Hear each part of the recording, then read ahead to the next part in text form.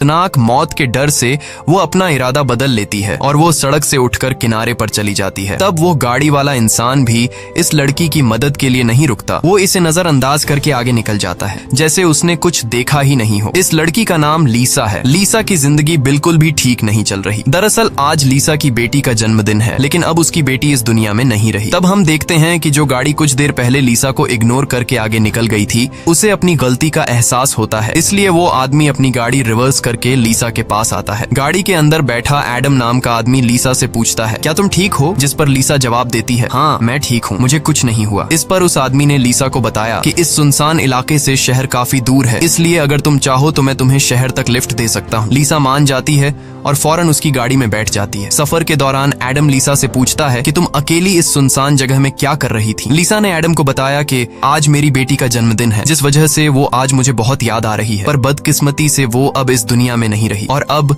मैं बिल्कुल अकेली हूँ। कोई भी ऐसा नहीं है इस दुनिया में जिससे मैं अपना कह सकूं। लीसा की ये बात सुनकर एडम कहता है, अच्छा इस वजह से तुम रास्ते के बीचों बीच मरने के लिए लेटी हुई थी। जवाब में लीसा ने कहा, मैं मरना नहीं चाहती, बस एक बार किसी तरह से अपनी बेटी से मिलना चाहती हूँ। तभी लीसा कार का रेडियो ऑन कर लेती है। रेडियो पर एक न्यूज चल रही होती है। रिपोर्टर बताता है कि जंगल में एक सीरियल किलर घूम रहा है और आज सुबह इस किलर ने 2 और लड़कियों को मार दिया है। पुलिस के पास उस किलर की तस्वीर तो नहीं है, लेकिन उन्हें इसके बारे में ये जानकारी मिली है कि कातिल एक गोरे रंग का आदमी है जिसके पास ब्राउन कलर की गाड़ी है और उसके दाहिने हाथ पर एक क्रॉस का निशान है। ये खबर सुनकर लीसा के पैरों तले जमीन खिसक जाती है, क्योंकि रिपोर्टर रेडियो पर जिस कातिल का हुलिया बता रहा था वो कोई और नहीं बल्कि एडम ही था। उसके हाथ में क्रॉस का निशान देखकर लीसा बहुत ज्यादा डर जाती है। इससे पहले कि लीसा खुद को बचाने के लिए कुछ कर पाती, तभी एडम अचानक जोर से कार का ब्रेक लगाता है, जिससे लीसा का सर तेजी से कार की डैशबोर्ड से जा टकराया और लीसा बेहोश हो गई। कुछ देर बाद जब लीसा की आंखें खुली, तब उसने खुद को एक अजीब से बंकर में कैद पाया जो चारों ओर से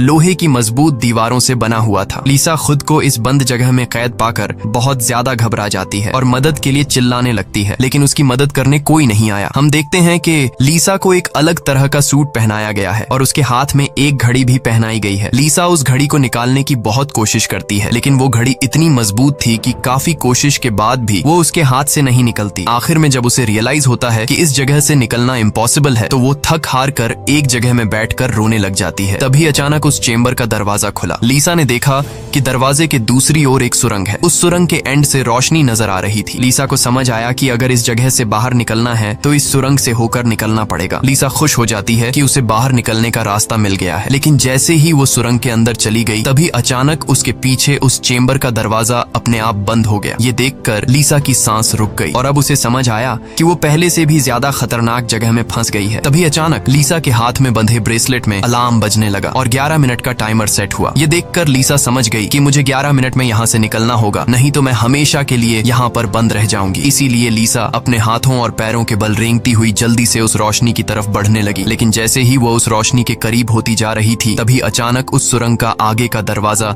धीरे धीरे बंद होने लगा। ये देखकर लीसा और तेजी से आगे बढ़ने लगी, लेकिन जब वो उस दरवाजे के पास पहुंची तो वो दरवाजा पूरी तरह से बंद हो चुका था। लीसा को कुछ समझ नहीं आ रहा था कि अब यहाँ से कैसे निकला जाए। वो चीख चीख कर रोने लगी। तभी उसकी नजर उस दरवाजे के बगल से जा रही एक दूसरी सुरंग पर पड़ी, लेकिन वो रास्ता बहुत ज्यादा तंग था। लीसा को अब कोई और दूसरा रास्ता नजर नहीं आ रहा था, इसलिए लीसा हिम्मत करके किसी तरह सुरंग के अंदर चली गई और काफी मुश्किलों के बाद वह उस रास्ते को पार कर लेती है और आगे बढ़ते हुए एक ऐसी जगह पर पहुंच जाती है जहां एक प्लेटफॉर्म की तरह 2 रास्ते बने हुए थे। एक रास्ता ऊपर से जा रहा था और दूसरा रास्ता नीचे से। लीसा को कुछ समझ नहीं आया और वह ऊपर के रास्ते को चुनती हुई घुटनों के बल आगे बढ़ने लगी, लेकिन थोड़ा आगे जाते ही नीचे का फ्लोर ऊपर उठने लगा। अगर वक्त रहते लीसा वहां से नहीं निकल पाई तो नीचे का रास्ता उसे ऊपर चिपका कर मार देगा। लीसा डर के मारे तेजी से आगे बढ़ने लगी। वो उस जगह के बीच बस पिसने ही वाली थी कि तभी इस सुरंग के एंड तक उसका हाथ पहुंच जाता है और जैसे ही वो रास्ता पूरी तरह से बंद होने वाला था, लीसा अपनी जान बचाकर वहां से निकलने में कामयाब हो जाती है। खुद को कुचलने से बचाकर वो एक सुकून की सांस लेती है, लेकिन उसे पता नहीं था कि अब उसके लिए मुश्किलें और भी बढ़ने वाली हैं, क्योंकि आगे का रास्ता और भी ज्यादा खतरनाक है। तभी उसके घड़ी में अलार्म बज उठा। ये अलार्म बता रहा था कि आधा समय बीत चुका है और अब उसके पास सिर्फ 5 मिनट बाकी है। इसीलिए वो अब फिर से आगे बढ़ने लगी। जहाँ उसे थोड़ी दूर दूर जाते ही रास्ते में कोई इंसान लेटा हुआ दिखाई दिया। लीसा जब उसके करीब आई तो उसने देखा कि वो कोई जिंदा इंसान नहीं बल्कि एक जली हुई डेड बॉडी है जिसकी हालत बहुत खराब है। उस लाश के हाथ पर भी वैसी ही घड़ी बंधी हुई थी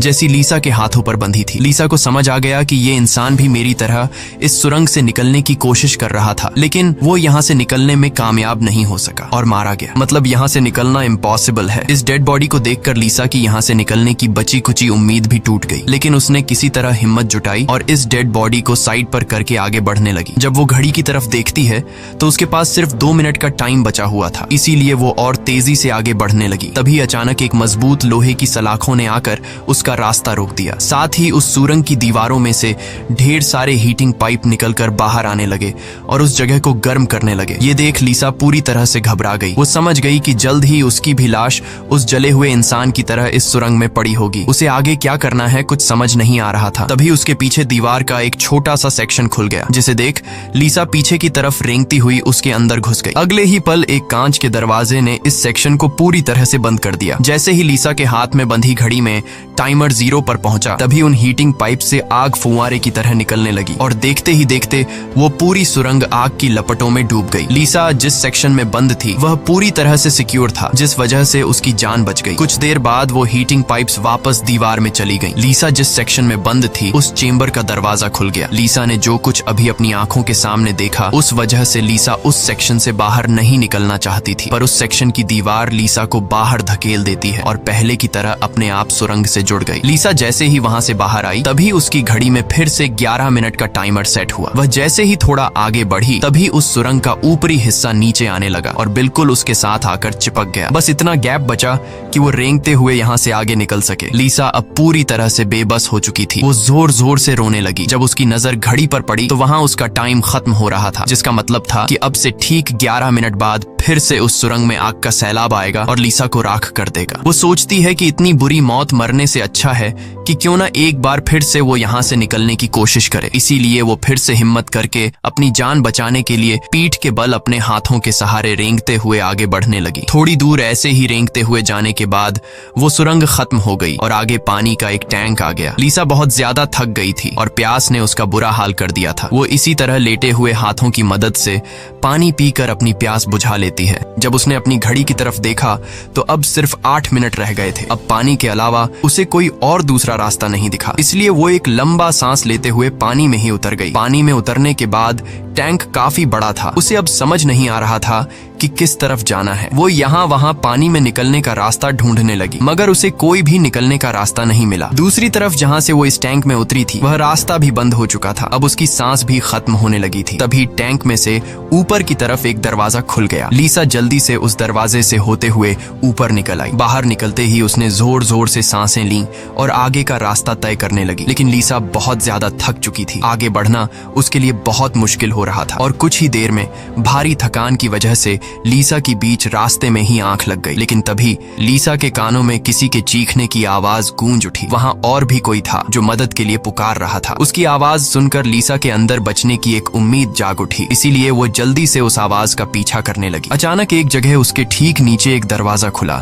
जिसके अंदर उबलता हुआ तेजाब था। लीसा उस तेजाब में गिरने से बाल बाल बची। वो तेजाब इतना खतरनाक था कि एक मजबूत लोहे को भी कुछ सेकंड में पिघला देता। लीसा जल्दी से अपने कपड़े का एक टुकड़ा काटती है और उसे टेस्ट करने के लिए तेजाब में डुबोती है। कपड़ा कुछ ही सेकंड में काली राख में बदल जाता है। ये देखकर वो बहुत ही संभल कर आगे बढ़ती है। वो अपने हाथों और पैरों को उस गड्ढे के किनारों पर रखकर उस जगह को पार करने ही वाली थी कि तभी उसका घुटना तेजाब में लग जाता है, जिससे लीसा दर्द से चीख पड़ी। खुशकिस्मती से उसके सूट की वजह से उसका घुटना गलने से बच गया, लेकिन उसके घुटने पर एक गहरा जख्म बन गया था। अच्छी बात ये थी कि अब वह मदद की आवाज काफी करीब से आ रही थी। लीसा अपना दर्द भूलकर फिर से उस आवाज का पीछा करने लगी और आखिरकार वो एक लोहे की ग्रिड के पास जा पहुंची। उससे कुछ दूरी पर एक और ग्रिड थी जिसके पीछे एक आदमी था। उस आदमी ने भी लीसा की तरह हाथ में घड़ी और सूट पहना था। लीसा उससे कहती है कि देखो मेरी बात सुनो, हम दोनों यहाँ पर फंसे हुए हैं। अगर हम एक दूसरे की मदद करें तो यहाँ से निकल सकते हैं। लेकिन वो आदमी काफी लंबे समय से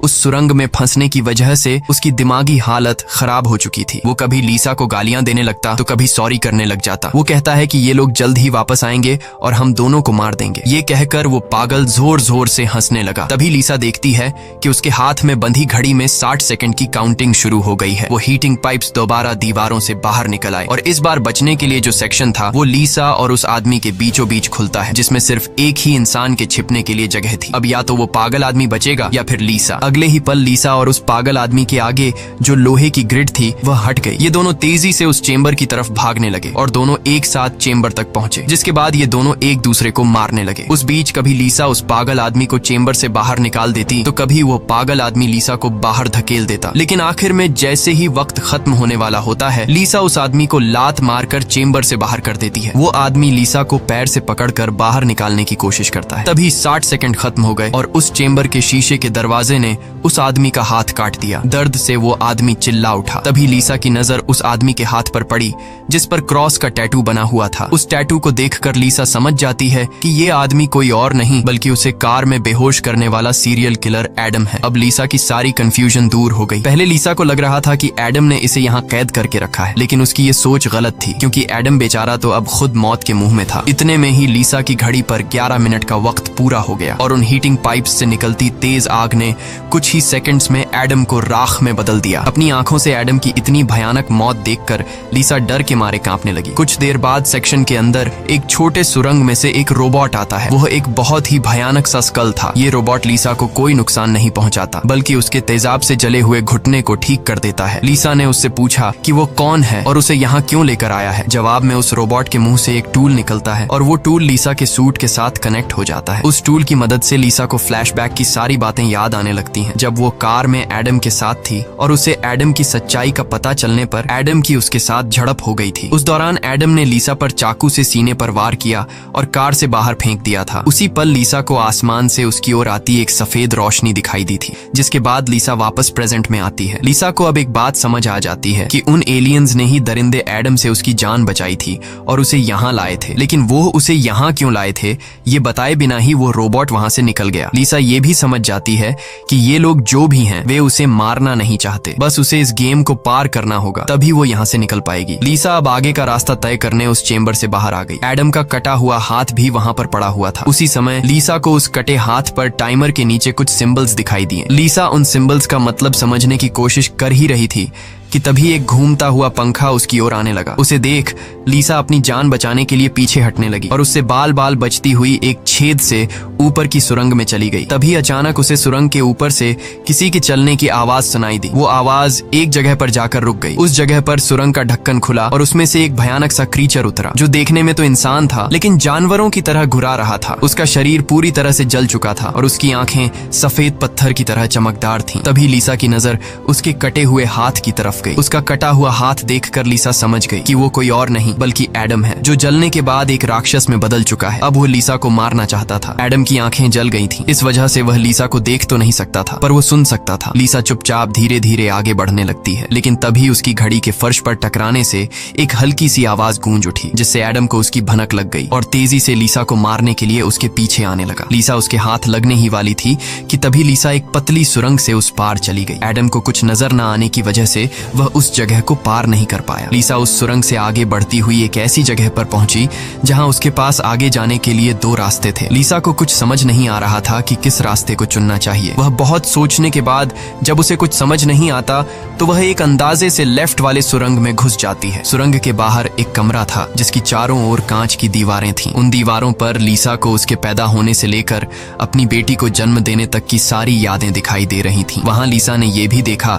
कि किस तरह उसकी लापरवाही की वजह से उसकी बेटी की जान चली गई। लीसा अपनी बेटी को याद करके बहुत रोने लगती है। तभी उसने देखा कि ऊपर छत से एडम फिर से उसके पीछे आ रहा है, लेकिन लीसा उससे अपनी जान छुड़ाकर एक दूसरे सुरंग में पहुंच जाती है, जहां उसने कुछ ऐसा देखा जिससे उसकी खुशी का ठिकाना नहीं रहा। उसने देखा कि उस सुरंग के खत्म होने पर बाहर नीला आसमान चमक रहा है। अपनी आजादी को इतने करीब से देखकर लीसा में दोबारा हिम्मत आ गई, लेकिन उस सुरंग को पार करने के लिए उसे एक कंटीले रास्ते से होकर गुजरना पड़ेगा। अब सिर्फ 60 60 सेकंड का टाइम बचा हुआ था। अगले ही पल हीटिंग पाइप्स भी दीवार से बाहर निकल आए, जो 60 सेकंड्स खत्म होते ही उस जगह को आग से भरने वाले थे। लीसा बिना टाइम जाया किए इन कांटेदार तारों के नीचे से जाने लगी, जिससे वो कांटेदार तार उसकी बॉडी में घुसकर लीसा की पीठ बुरी तरह से काट देते हैं। लीसा बहुत ज्यादा तकलीफ में होती है और उसके पीठ से बहुत ज्यादा खून निकलने लगता है, लेकिन लीसा खुद की परवाह किए बिना धीरे धीरे आसमान की तरफ बढ़ने लगी। तभी पीछे सुरंग में चेंबर खुला, जिसमें एडम झट से जाकर छिप गया। अब कुछ ही देर में आग का सैलाब आने वाला था। खून से लथपथ लीसा बाहर निकलने की कोशिश में थी, लेकिन बहुत ज्यादा खून बहने की वजह से अब आगे बढ़ना उसे मुश्किल हो रहा था। उसकी आंखें धुंधली हो रही थीं। तभी 60 सेकंड्स खत्म हो गए और अगले ही पल वहां आग बरसनी शुरू हुई। उससे पहले कि वो आग का सैलाब लीसा को भी अपनी चपेट में लेता, लीसा के ठीक नीचे एक द्वार खुला और वो नीचे एक चेंबर में जा गिरी और बेहोश हो गई। थोड़ी देर बाद जब लीसा की आंख खुली तो उसने देखा कि वो फिर से उसी जगह पर आ गई है जहां से उसने बढ़ना शुरू किया था। यानी अब तक उसने जितनी भी मेहनत की यहाँ से निकलने की, वो सारी जाया चली गई। ये देखकर लीसा अब पूरी तरह से टूट चुकी थी। तभी वो रोबोट उसकी मरहम पट्टी के लिए दोबारा आ जाता है। लीसा ने उसे मरहम पट्टी करने से रोका, क्योंकि वो दोबारा ये सब दोहराने के लिए तैयार नहीं थी। उसने रोबोट से कहा कि वो अब सिर्फ मरना चाहती है। उस रोबोट ने लीसा की बात मान ली और उसके मुंह से एक इंजेक्शन निकलकर लीसा के शरीर की तरफ बढ़ने लगा। तभी लीसा को एडम के हाथ पर बने हुए निशान याद आ गए। वो समझ गई कि जरूर वो निशान यहाँ से बाहर निकलने का रास्ता बताते हैं, इसलिए वो अपने खून से दीवार पर एडम के हाथ पर बने हुए निशान बनाने लगी, जिसे काफी गौर से देखने के बाद लीसा को पता लगा कि ये तो एरो है जो यहाँ से निकलने की डायरेक्शन बताते हैं। जैसे कि पहला एरो लेफ्ट साइड की तरफ मुड़ा हुआ था, जिसका मतलब रास्ते में आने वाली पहली 2 सुरंगों में से उसे लेफ्ट साइड वाली सुरंग के अंदर जाना चाहिए। दूसरे नंबर का एरो राइट साइड की ओर मुड़ा हुआ था, यानी पहली सुरंग को पार करने के बाद जब फिर से एक साथ 2 सुरंगें आएंगी तब राइट साइड वाली सुरंग के अंदर जाना चाहिए। उसे लगा कि जरूर मेरे हाथ की घड़ी के नीचे भी इसी तरह के सिंबल्स बने होंगे जो यहाँ से बाहर निकलने की डायरेक्शन बताते हैं। ये समझते ही लीसा ने उस रोबोट से उसके जख्मों को ठीक करने को कहा। जख्मों की मरहम पट्टी होते ही वो एक नई उम्मीद के साथ फिर से इन टनल्स में निकल पड़ी। लीसा पहले भी इन सुरंगों से गुजर चुकी थी, इसलिए वह बड़ी आसानी से उन सुरंगों को पार करते हुए आगे बढ़ने लगी और उस तेजाब से भरे गड्ढे के पास जाकर रुक गई। वहां उसने अपनी घड़ी को तेजाब में जलाकर उसे अपनी कलाई से अलग किया। उसकी कलाई पर भी ठीक वैसे ही सिंबल्स थे जैसे एडम के हाथ पर थे, बस उनमें थोड़ी बहुत चेंजिंग थी। लीसा उस जली हुई घड़ी को अपने हाथों में लिए हुए आगे बढ़ने लगी और उस जगह पर पहुंच गई जहां उसने पहली बार इन 2 टनल्स में से लिफ्ट वाले टनल को चुना था, लेकिन सिंबल्स के मुताबिक सही सुरंग राइट वाली है। वो जल्दी से राइट वाली सुरंग में चली गई, जहां आगे जाकर उसे 2 और सुरंगें मिली जिनमें सही सुरंग लेफ्ट वाली थी। इसी तरह लीसा अपने हाथ पर बने निशान की मदद से हर बार सही रास्ता चुनकर आगे बढ़ रही थी, लेकिन तभी एक बार फिर से एडम उसके पीछे पड़ गया। यहाँ लीसा समझदारी से काम लेते हुए एडम को गुमराह करने के लिए एक सुरंग के अंदर अपनी घड़ी फेंक दी और खुद दूसरी सुरंग में छिपकर बैठ गई। एडम घड़ी की आवाज का पीछा करते करते दूसरी सुरंग में घुस गया। एडम के जाते ही जब लीसा ने अपनी कलाई पर बने सिंबल्स चेक किए तो उसे पता चला कि उसने एडम को जिस सुरंग में भेजा था वही सही सुरंग थी। ये देखकर लीसा बहुत ज्यादा परेशान हो गई। अब लीसा के पास कोई दूसरा रास्ता नहीं था, इसलिए वो धीरे से एडम जिस टनल में था वो भी उस टनल में घुस गई। ये टनल काफी अजीब सा था। ऐसा लग रहा था कि ये टनल जैसे किसी बड़े जानवर का पेट हो। लीसा धीरे धीरे आगे बढ़ने लगी। थोड़ा सा आगे जाकर उसने देखा कि उसकी घड़ी सामने पड़ी हुई है, लेकिन एडम भी वहाँ पर मौजूद है। एडम अब चूंकि देख नहीं सकता था, इसलिए लीसा चुपके से उस घड़ी को उठा लेती है, पर तभी घड़ी में 60 सेकंड्स बचे होने का अलार्म बजने लगा, जिसकी आवाज से एडम को लीसा की भनक लग गई। वह दोबारा लीसा का पीछा करने लगा। उससे बचने के लिए लीसा जिस रास्ते से आई थी उसी रास्ते से वापस भागने लगी। उस वक्त लीसा की घड़ी में 60 सेकंड्स का काउंटिंग शुरू हो चुका था और सुरंग से हीटिंग पाइप्स भी निकल आए थे। साथ ही सुरंग में बचाव चेंबर भी खुल चुका था। लीसा जल्दी से उस चेंबर में जाकर छिप गई। एडम भी वहां तक पहुंच जाता है, लेकिन अब काफी देर हो चुकी थी क्योंकि उस चेंबर को शीशे के दरवाजे ने बंद कर दिया था। यहाँ लीसा एडम को चिढ़ाने के लिए उसे मिडिल फिंगर दिखाती है, पर बदकिस्मती से इस बार आग बरसाने वाले हीटिंग ट्यूब्स आग बरसाए बिना ही अंदर चले गए, जिसके बाद चेंबर का दरवाजा भी खुल गया और अगले ही पल एडम लीसा पर टूट पड़ा। लीसा भी खुद को बचाने के लिए एडम से लड़ पड़ी और उस शैतान के सर को अपने पैरों से दबाने लगी। पीछे से चेंबर की दीवार भी लीसा को आगे की तरफ धकेलने लगा, जिससे उस शैतान एडम का सर कुचल गया और फाइनली लीसा को एडम से छुटकारा मिल गया। लीसा अब अपने रास्ते पर आगे बढ़ने लगी, जहाँ आगे चलकर उसे वापस 2 रास्ते मिले। उसकी कलाई पर बने सिंबल्स के मुताबिक उसे राइट वाले सुरंग से जाना था और ये उस भूल भुलैया की आखिरी सुरंग थी। लेकिन तभी लेफ्ट वाली सुरंग से एक लड़की बाहर निकल आई। उसे देख लीसा की आंखें खुली की खुली रह गईं और वो रोने लगी, क्योंकि यह लड़की कोई और नहीं बल्कि उसकी बेटी नीना थी। नीना के मरने के बाद से लीसा ने जीना ही छोड़ दिया था। उसकी बस यही एक ख्वाहिश थी कि वो किसी तरह नीना से मिल पाए और आखिरकार आज उसकी ये ख्वाहिश भी पूरी हो गई। नीना ने अपनी माँ लीसा से कहा कि अब दोबारा मुझे फिर से अकेला मत छोड़ना, जिस पर लीसा ने जवाब दिया, नहीं बेटा, मैं हमेशा तुम्हारे साथ रहूंगी। जिस पर नीना कहती है, तो फिर आओ मेरे साथ लेफ्ट वाले टनल में चलो। लीसा रोते हुए बोली, नीना, मैं तुम्हें फिर से खोना नहीं चाहती, लेकिन सच तो ये है कि तुम पहले ही मर चुकी हो और मेरी मंजिल दूसरी सुरंग में है। इतना कहकर लीसा वहाँ से जाने लगी। पीछे से नीना उसे पुकारती रही, लेकिन लीसा दिल पर पत्थर रखकर उस सुरंग से बाहर निकली। बाहर आते ही लीसा फूट फूट कर रोने लगती है। उसके बाद लीसा ने बिना समय गंवाए राइट वाली सुरंग में घुस गई, जहाँ उसे सुरंग के अंत में खुला आसमान दिख रहा था। वो खुश होकर तेजी से आगे बढ़ने लगी, लेकिन तभी उसके रास्ते में 3 लोहे के ब्लेड्स आ गए जो लगातार तेजी से ऊपर नीचे हो रहे थे, जिन्हें पार करने का मतलब था खुद के टुकड़े करवाना। लेकिन लीसा को हर हाल में यहाँ से निकलना था, इसीलिए उसने गौर किया कि उनमें से पहला ब्लेड हर 4 सेकंड्स में एक बार नीचे आ रहा है। लीसा उसके करीब पहुंची और जैसे ही वो ब्लेड ऊपर गया तो 4 सेकंड्स पूरे होने से पहले झट से उस पार चली गई। उसके बाद वो दूसरे ब्लेड के पास पहुंच जाती है। इसी तरह दूसरा ब्लेड हर 3 सेकंड्स में नीचे आ रहा था। लीसा ने हिम्मत दिखाते हुए उसे भी पार कर लिया, लेकिन लास्ट वाला ब्लेड सिर्फ 2 सेकंड्स में नीचे आ रहा था, जिसे पार करना लीसा के लिए बहुत ही मुश्किल था। पर आजादी की चाहत में लीसा ने उसे भी पार तो कर दिया, लेकिन बदकिस्मती से उसका पैर ब्लेड के बीच आकर कट गया। लीसा का दर्द से बुरा हाल हो गया था, लेकिन लीसा अपने पैर की परवाह किए बिना सुरंग के एंड तक पहुंच जाती है, जहां उसे खुला आसमान नजर आ रहा था। लेकिन जैसे ही उसने अपना हाथ सुरंग से बाहर निकालने के लिए आगे बढ़ाया, उसका हाथ सामने लगाए स्क्रीन पर जा लगा, जहां खुले आसमान का वीडियो चल रहा था। ये देखकर लीसा बहुत ज्यादा मायूस हुई। उसने कहा, मैंने वो सब कुछ किया जो मुझे करने को कहा गया था। उसके बाद वो पागलों की तरह हंसने लगी। तभी सुरंग से हीटिंग पाइप्स निकल आए, क्योंकि अब कुछ देर बाद 11 मिनट का टाइम खत्म होने वाला था। लीसा अब सुकून से मौत का इंतजार करने लगी, लेकिन इस बार वो हीटिंग पाइप्स उसे जलाए बिना ही वापस सुरंग में चली गई। तभी अचानक सुरंग का ऊपर का हिस्सा खुल गया और एक तेज रोशनी लीसा पर पड़ी। लीसा का शरीर अपने आप हवा में उठने लगा